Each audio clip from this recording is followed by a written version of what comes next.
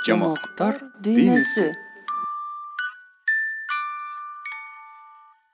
Достор, бүгүнкү жамогубуз түлкү менен карышкыр. Же болбосо түлкү карышкырды кантип алдап кетти? Бир күнү түлкү куйругун булактатып, тилин салаңдатып келе жатып, жалгыз аяк жолдун таманында жаткан койдун куйругун көрүп кубанып кетти.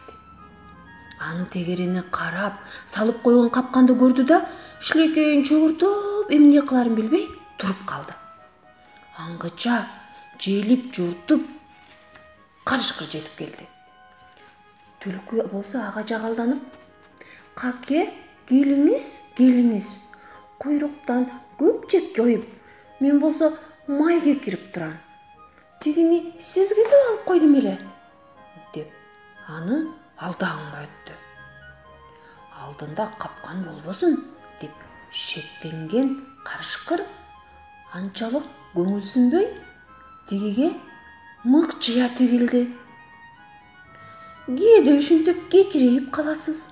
Жебесеңиз, анда өзүм үйгө алып кетейин калганын" деп түлкү баягы май куйрукка тап берерде, карышкыр түлкүдөн мурда өзү жанталашып согунмак болду эле тумшугу капканга чабылып калды.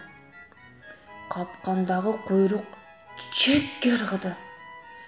Түлкү аны шып билип алды да, жат бөрөккө жабышып, түлкү аны шап билип алды да, жат бөрөккө жабышып, капкан менен кабышып, эрте ушул жерден ээси менен табышып деп шаттанып ырдап, желе журто жүрүп кетти.